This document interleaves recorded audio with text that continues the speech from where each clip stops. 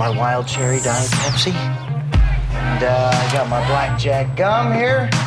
The Phil Bach Podcast.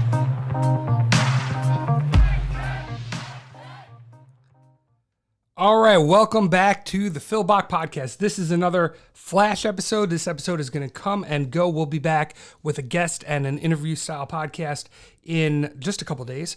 But in the meantime, there was some stuff that we needed to talk about, a couple of ETF nerdiness and some more stuff with the Fed, some more shenanigans that just had to be addressed. And I'll start with the ETF stuff. Two pieces of news within the industry this week that I think really should be addressed. So we'll start off with the ETF classification proposal. This is a weird one because what's happening here is iShares, and they got together a few other ETF issuers to jump onto their press release. They are asking exchanges to make a filing that will require a different set of rules and classifications for ETFs that don't look like, basically like iShares. Anything that's not just a 40 Act ETF of equities or fixed income, anything that has derivatives in it, anything that is leveraged and inverse, or anything that's a commodity fund would not be able to call themselves an ETF. The reason for it is pretty obvious. I mean, that's where all the bad press is coming from those funds. But, rather than trying to say we're going to come up with a new classification for ourselves, for our funds, they're trying to force different classifications for other firms to adopt for their own products, which is, very unusual. It complicates some of the rule sets. But, the bottom line here is ETF stands for Exchange Traded Fund. It's pretty simple. It's pretty straightforward. Is it listed on an exchange? Is it traded in real time? And is it a fund? And you could argue about the latter, I guess. What does it mean if it's a fund? But I think, the industry has come to a consensus. To me, this is like a bouncer standing with a clipboard outside of, the industry deciding who is attractive enough to get in to be able to call themselves an ETF. Who is up to the standards of iShares to use that classification, which is pretty funny to me because iShares didn't invent the ETF. BGI, of course, built up iShares, sold it to BlackRock, but the funds had been invented long before that. So for them to try to monopolize and say who can and who cannot call themselves an ETF is a little bit ridiculous. I mean, my advice to them would be reclassify your own fund structure. If you want to call iShares something else, call it something else. Leveraged and inverse funds can't call themselves an iShares fund if you define an iShares fund as a fund that doesn't have leveraged and inverse.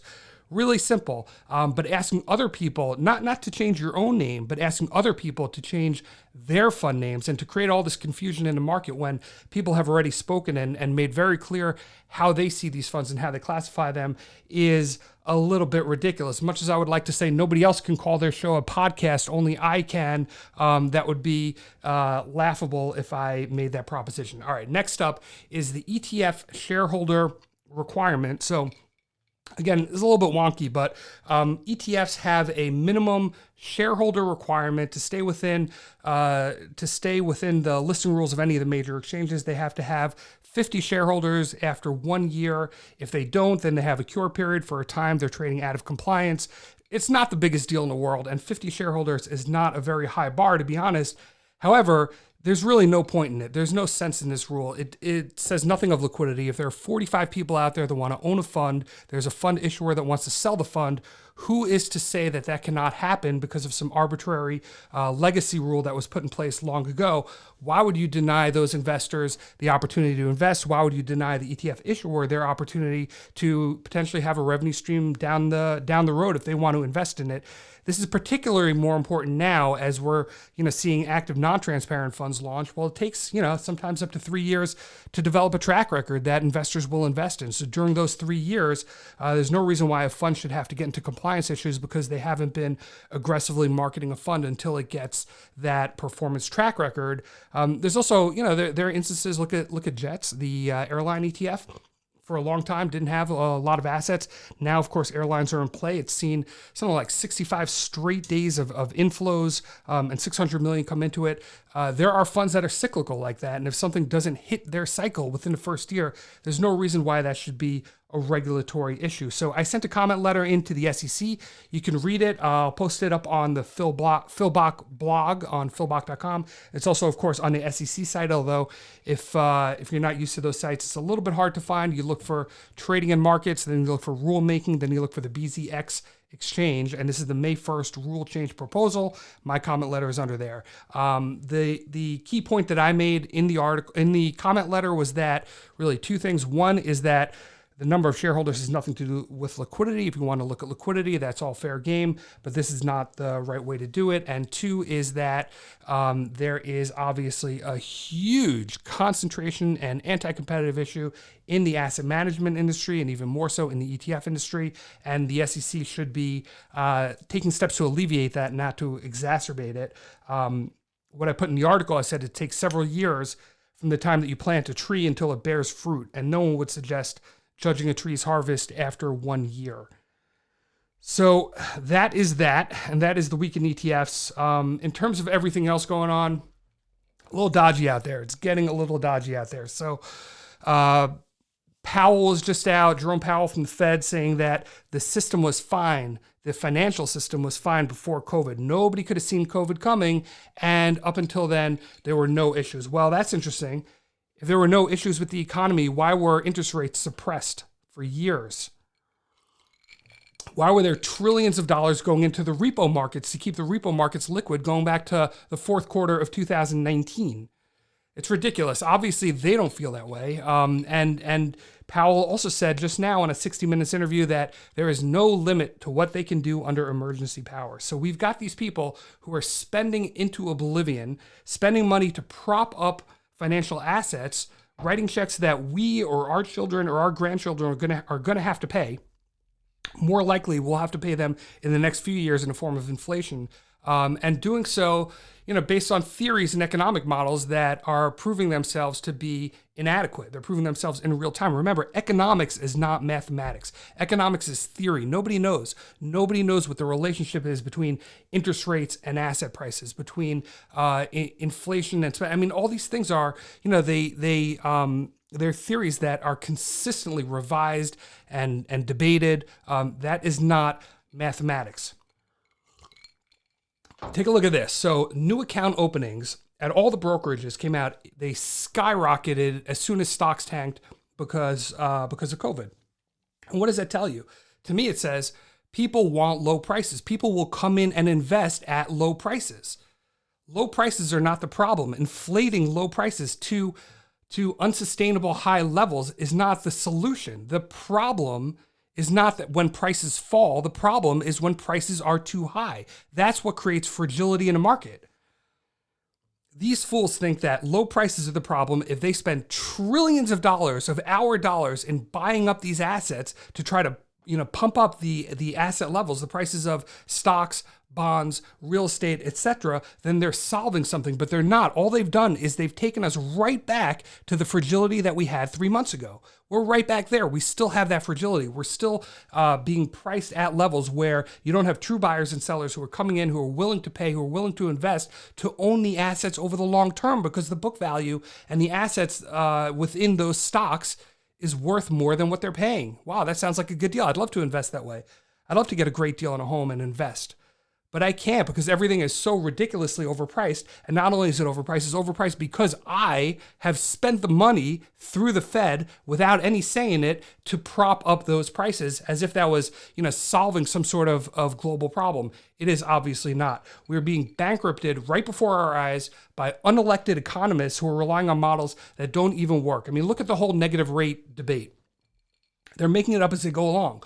Low rates aren't working, so they're saying, well, now let's try negative rates. Instead of saying, hey, low rates aren't working, maybe we should take our foot off the gas pedal. Maybe everything we've been saying has not worked. Maybe we should have some humility. And instead of spending fortunes and fortunes of money on these theories that we're not sure about, maybe it's time we kind of back up a little bit, stop and watch. Maybe we just let the forces of the economy, the natural forces of the economy, maybe we let them play out instead of trying to day trade and manage the markets and volatility.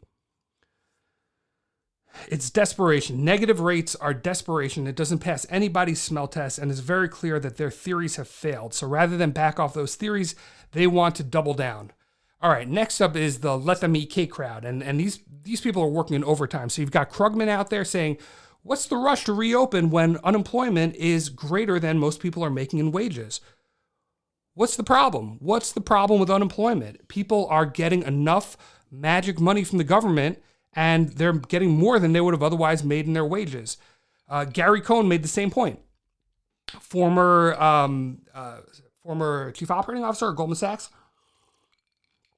I forgot his role at Goldman, but Gary Cohn was out and he said really essentially the same point, right? He's saying that, well, people saying that unemployment is a bad thing, but if you look at the skyrocketing unemployment, it's really not that bad because all these people are getting their new unemployment checks that are so great for them, so they'll still be spending. It's great for the economy. It's great for me. And Winthorpe, send me another bottle of champagne, please. It's really disgusting. I mean, obviously these people have absolutely no concept about the value of feeling valued, about the value of earning something, of contributing, of feeling like you're contributing and building for your career, for the future, like you've earned something. And this is the problem with UBI. When people don't have that sense of accomplishment, when people don't have that sense that they've earned something, it's not healthy. It's not healthy. And I think a lot of this country right now is not healthy. You could look at postings on social media.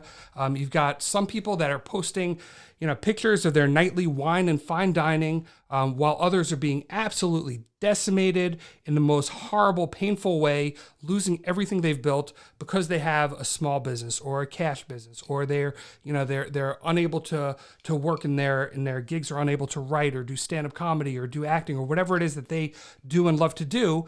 But then they're being lectured about how to have to keep everything closed or else they're killing grandma. Well, yeah, keep everything closed, of course, except for the delivery guy, because Krugman needs his Mugu Gai Pan brought to him in the evening. And, of course, we need FedEx and UPS drivers to continue working. But for everyone else, for people that don't serve their convenience, stay at home, or else you are a murderer and a Trumpert and a simpleton and all these other things. And, you could tell really quick by the way people are talking online, you could tell really quick who has had an interruption in their income streams and who has not. And of course, politicians are at the top of that list. Not a worry, not a care in the world, not a missed paycheck, not a furloughed worker, but they're going to lecture everyone else who is in that pain about how the ethics and the morality of their decisions. And, of course, they need to just be docile and take their hand out while, the government spends trillions of dollars to run up the S&P. That was a mouthful. But look, I mean, these Fed policies, they mean increasing wealth gap. They mean, that people are continuing to be frustrated and angry, and civil unrest is coming to America. I posted this online. People said, "Oh, Phil, you're being so dark. You're being so dark." I can see it. You can smell it in the air. You can feel it in the wind. Civil unrest is coming. Unfortunately, it's not a left versus right, Democrat, Republican, Trump issue. It's got nothing to do with any of that. This is a wealth war and a class war. And just wait for inflation to come. Wait for the debt and the deficit checks to come due. Wait for the service jobs to trickle in rather than V-shape right back. Civil unrest is coming. I hope there is more civil than there is unrest in those debates. I hope we can find a way to come together as a country.